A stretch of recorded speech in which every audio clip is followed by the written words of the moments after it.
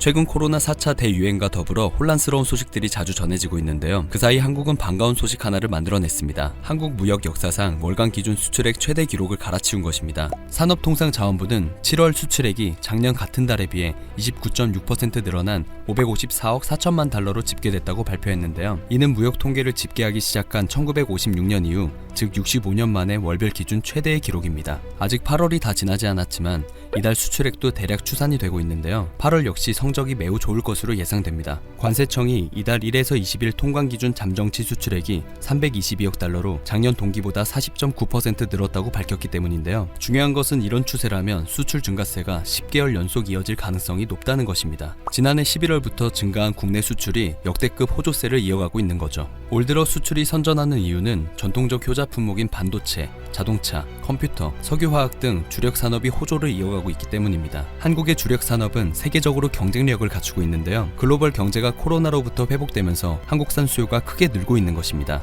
반도체는 지난달 110억 달러어치를 수출해 3개월 연속 100억 달러를 돌파해 특히나 이목을 집중시키고 있습니다. 7월 수출액은 반도체 슈퍼사이클로 평가받고 있는 2018년 7월보다도 많은 수준이기 때문인데요. 주요 데이터 센터 업체들이 서버 증설에 나서면서 고용량 D램 주문이 늘어나고 있고, 신규 스마트폰 출시를 앞두고 모바일 수요도 꾸준히 이어지고 있는 상황입니다. 컴퓨터 품목 역시 작년 같은 달보다 26.4% 증가한 14억 9천만 달러어치를 수출했는데요. 여기에는 재택근무 확산과 디지털 전환 흐름 가속화가 수출 증가에 긍정적 영향을 미친 것으로 보입니다. 자동차는 차량용 반도체 수급 문제가 완화되면서 작년 7월보다 12.3% 증가했는데요. 특히 친환경차와 SUV의 수출 호조세가 이어졌습니다. 석유화학 수출, 일반 기계 수출도 엄청난 증가세를 보였죠. 수출이 지속적으로 개선되는 것은 기저효과에다 제조업 분야 회복이 다른 산업보다 빨라 제조업 비중이 높은 우리나라가 수혜를 본다는 분석이 나옵니다. 국내 GDP 대비 제조업 비중은 27.8%로 비슷한 산업 구조인 독일, 일본보다 높습니다. 한국 무역 역사상 월간 기준 수출액 최대 기록을 갈아치우는데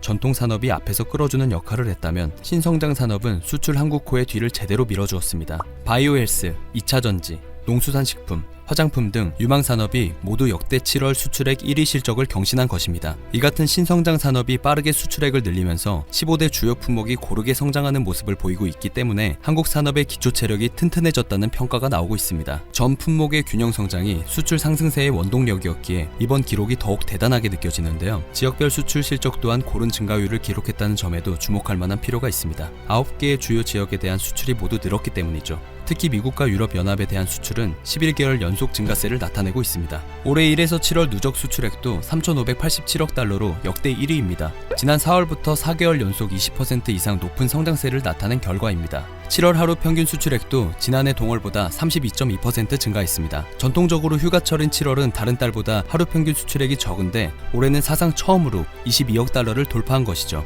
코로나 위기를 극복하는 과정에서도 주력 산업과 신산업이 고르게 성장하면서 수출 기초 체력이 강해진 한국의 값진 성과에 각국은 놀라움을 표하고 있습니다. 그러나 일본은 불편한 기색을 감추지 못하고 있습니다. 한국의 수출액이 역대 최고를 기록했다는 기사가 보도되자 일본 네티즌들은 수출 절정이라고 거짓 광고를 하는 걸 보니 상황이 매우 좋지 않은 듯합니다. 외국인 투자자들은 거짓말에 속지 말고 도망치길 바랍니다. 한국은 국내 선박 파업이나 신경 써야 하지 않을까요? 이런 것으로 자화자찬을 하고 있다니 한심하다. 수출에 의존하는 건 매우 위험한 일이다. 한국산 제품을 누가 사나요?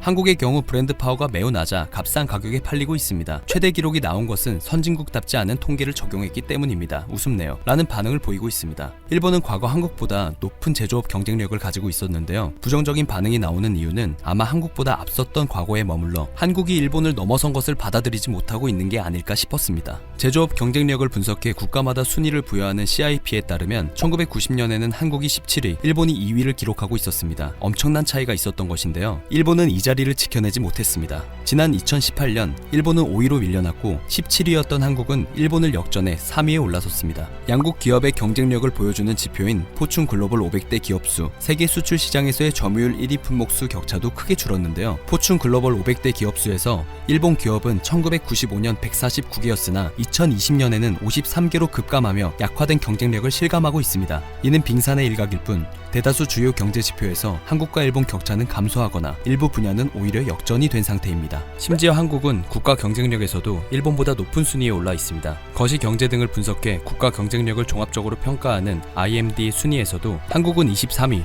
일본은 34위를 차지했죠. 30년 전만 하더라도 이 순위에서 한국은 26위, 일본은 4위를 기록했습니다. 상황이 달라져도 심각하게 달라진 겁니다. 한국이 일본보다 11단계나 순위가 높은 곳으로 나타난 건 단순히 역전의 의미를 넘어 격차가 많이 벌어졌다는 것을 증명합니다. 일본의 기습적인 수출 규제를 우리 자력으로 극복했다는 평가를 받는 가운데 국가 경쟁력에서도 우리가 일본을 뛰어넘었다는 유의미한 분석이 나와 매우 뿌듯한데요. 한 일본 언론은 이 상황이 너무 답답했는지 자국의 수출 규제가 잘못된 선택이었다며 정부를 디스하고 나섰습니다. 아사히 신문은 사설을 통해 일본 정부가 2년 전 한국에 대한 반도체 소재의 수출 규제를 강화한 것은 문제투성이의 악수였다고 비판했습니다. 사설은 일본 정부가 일본 기업에 미치는 영향을 최소화하고 국제적인 비판을 피하면서 한국에 강한 고통을 주려고 했다며 수출 규제 강화의 배경을 소개했습니다. 이어 당시 일본 정부의 규제로 인해 일본 기업도 상당한 피해를 볼 수 있고 이들이 정부를 상대로 소송을 걸 수도 있다는 우려가 있어 외무성과 경제산업성에서는 신중론이 나왔지만 정부는 생트집을 부리며 수출 규제를 단행했다는 사실을 전했습니다. 그리고 현재 그 우려가 절반은 적중했다며 일본의 한국 수출 규제는 졸렬하고 어리석었다고 비판했습니다. 반면 일본 기업과 거래를 중단한 한국 기업 측 담당자는 정부의 지원으로 국산화를 진행하면서 실제로 손해본 것은 없다며 오히려 일본 기업이 불쌍하다라고 동정했다며 분통을 터뜨렸습니다. 하지만 이미 엎질러진 물을 주워 담을 수는 없는 노릇입니다. 세계 시장은 계속해서 변하고 경쟁은 심화되고 있습니다. 소비자들의 선택은 더욱 냉정한데요. 일본에서 찾아볼 수 있는 반응과 달리 각국 네티즌들은 메이드 인 코리아 제품은 믿고 구입할 수 있다는 인식을 가지기 시작한 지 오래입니다. 실제로 외국인 커뮤니티에서는 다양한 한국산 제품을 칭찬하는 의견을 쉽게 찾아볼 수 있는데요. 한국이 만든 가전제품은 한 번도 나를 실망시킨 적이 없습니다. 많은 사람들이 한국의 제품이 당연히 좋다고 생각하기 때문에 기업의 일부는 이것을 마케팅 전략으로 사용한다. 필리핀에서는 한국의 메이크업 제품에서 영감을 얻거나 한국 제품이라면 메이드 인 코리아라는 사실을 크게 부각시킵니다. 한국이 만든 제품은 중고 거래를 해도 여전히 튼튼합니다. 실제로 나는 1980년대 내가 아기였을 때 처음으로 받은 장난감을 아직도 멀쩡히 가지고 있습니다. 내가 아는 것은 이 장난감이 한국에서 만들었다는 것뿐입니다는 글을 찾아볼 수 있었습니다. 우리나라는 코로나 위기를 극복하는 과정에서도 전통 주력 산업과 신산업이 고르게 성장하며 수출 포트폴리오를 더욱 단단하게 만들었습니다. IMF, OECD, 세계은행 등이 올해 세계 교역 성장률 전망을 8% 이상으로 상향 조정한 데 바탕을 두고 산업부는 코로나 변이 확산 등 대외 위험 요인에도 수출 상승세가 하반기에도 이어질 것으로 전망하고 있습니다. 산업연구원, 한국은행 등 국내 주요 기관들은 하반기에도 수출 상승세가 이어지며 연간 수출 6천억 달러, 무역은 무려 1조 달러 달성을 예상하고 있습니다. 앞으로도 우리 기업들이 해외 시장을 적극 개척해 새로운 수출 한류를 만들 수 있길 기대해봅니다. 오늘 전해드릴 소식은 여기까지입니다. 영상이 정보가 되셨다면 그것만으로도 감사드립니다. 늘 새롭고 유익한 뉴스를 전하는 로버튜브 되겠습니다.